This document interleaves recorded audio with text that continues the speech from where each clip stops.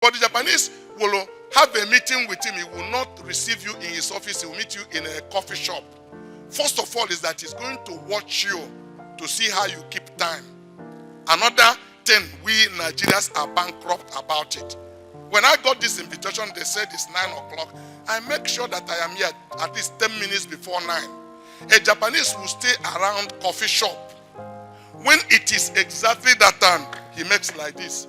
Then you give him, you made a promise to him that you are meeting by 9 o'clock, and by 9:45 you are not yet there. You already fell in the text because he's making up his mind how to deal with you.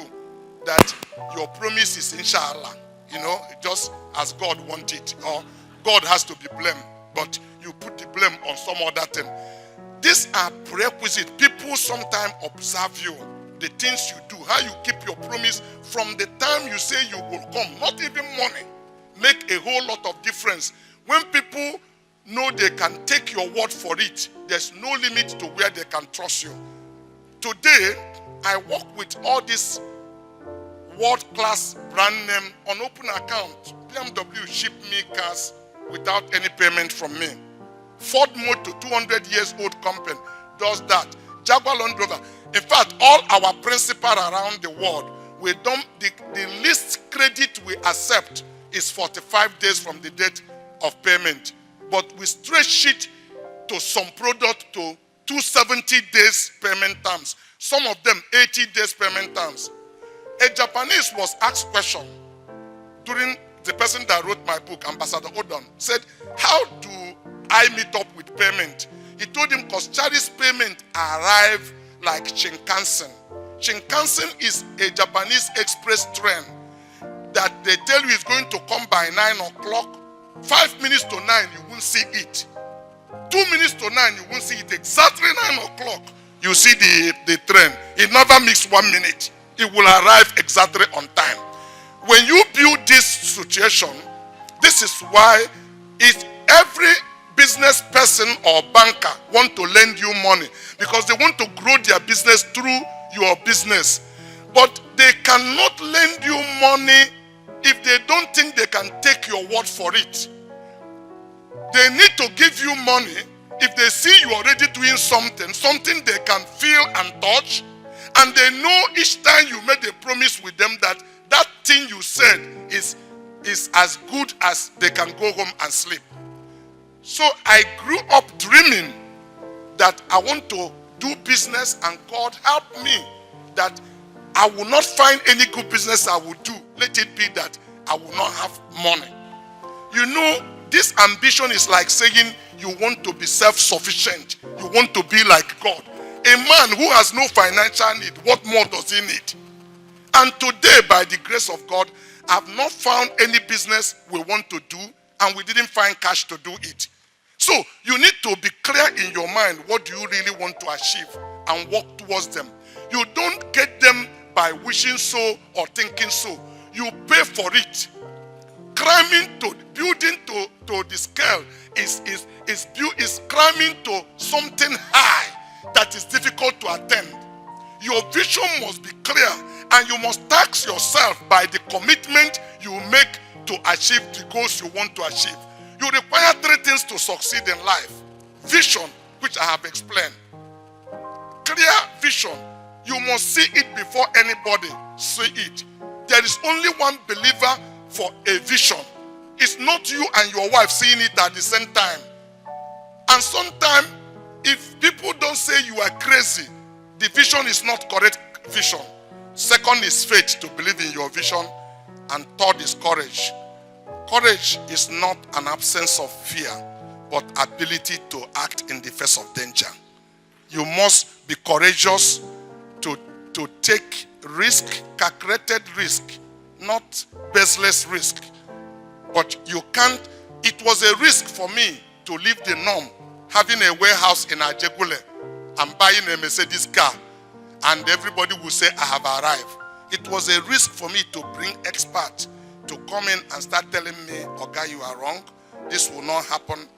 So today we build a business, sustainable business, from a business that is unregulated.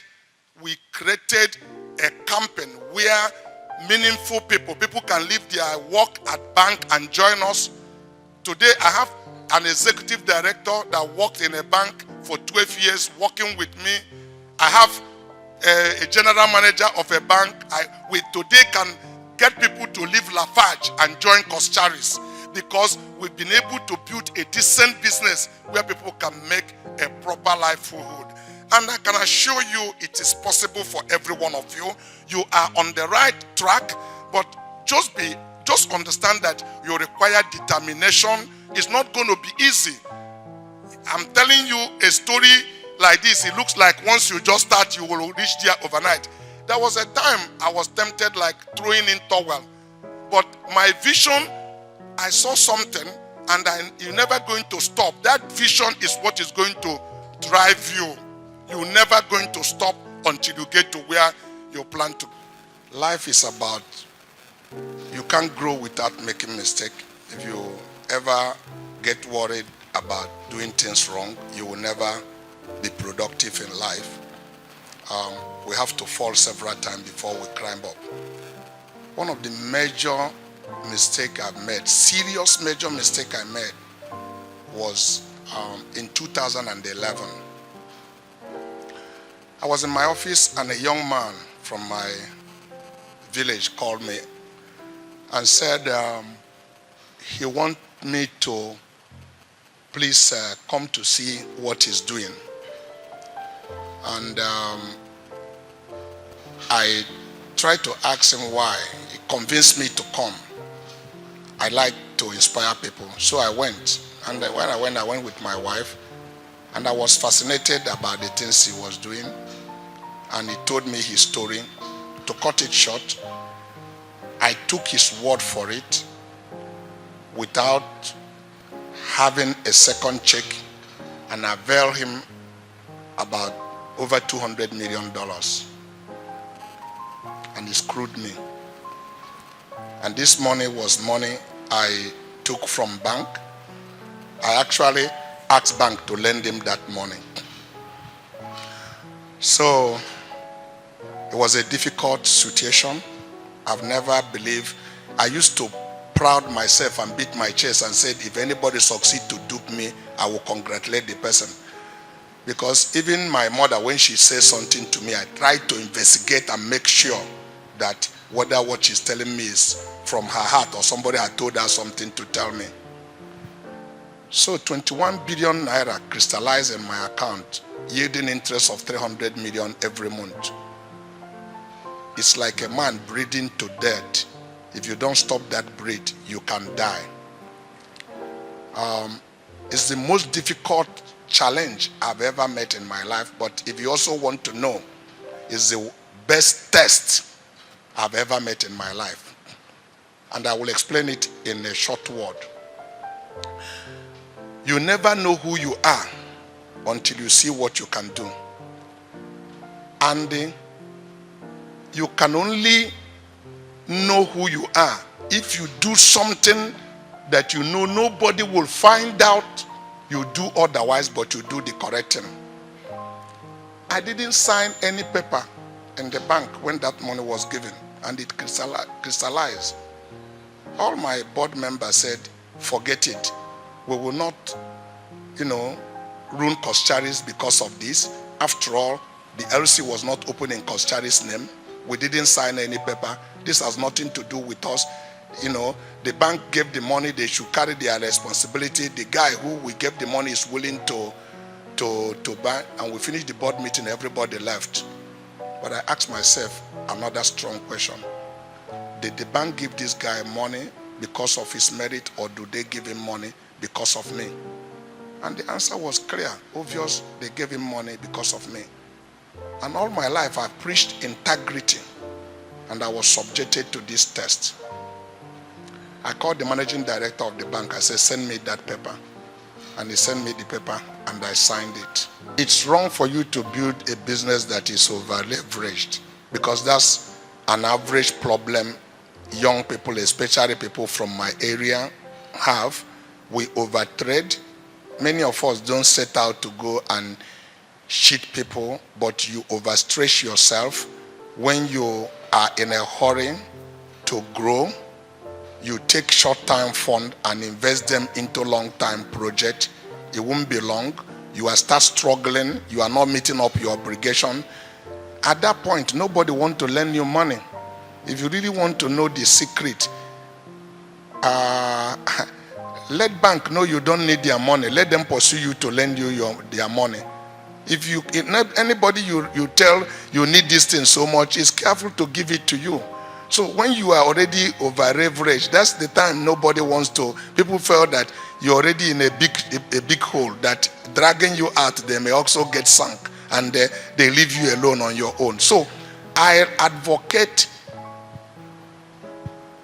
enduring success, as I said earlier, is not a product of chance. It's characterized by a structured and well-planned organization. You need to plan for growth. Don't borrow more money than the capital you have. People can do it and succeed, and many people are doing it succeeding, but you are not anything better than any gambler, because it's either you make it big time or you crash forever. You can sustain growth by gradually growing. Borrowing a money you can discount. If the worst comes to worst, you quickly pay off that money and trade it off over a period of time. I will never support anybody taking more money than he has capacity to manage or that his business can take. So if you're already there, you need to find a way to walk yourself back, because in a situation like this, bank may continue to support you, but you have actually made yourself a slave. You can work for them for the next 10 years, working to pay bank interest and giving them money, and you have organization that people thought something is out of it, but you are a slave to bankers, because every year they clean up. Like me, who are we moved into Ghana over 20 years ago, where many Nigerian companies are not there. In fact, if you are coming to Ghana, if you are flying by air, you will see Koschari's building. If you fly by the air, we had a common word with Central Bank. Somebody took me to Ghana to go and buy to a gold field. As we were moving on the street of Ghana, I was looking at liquidating cars, smoking and all of that. I drove with my BMW. The following day, he said that he came in the morning, let us go. I told him I'm ready to go back to Nigeria. And he was wondering why. I said, I find another gold field. So why am I going to inside bush for something I don't know? And there's already gold field that I saw. So I went back to Ghana and established my motor spare parts business. It's a good outing. Then many of the products are regulated. So I was competing with Shell, Mobil, and big companies who have so much overhead, and that gave me opportunity to do things in an efficient way with a lean organization, and I made a success.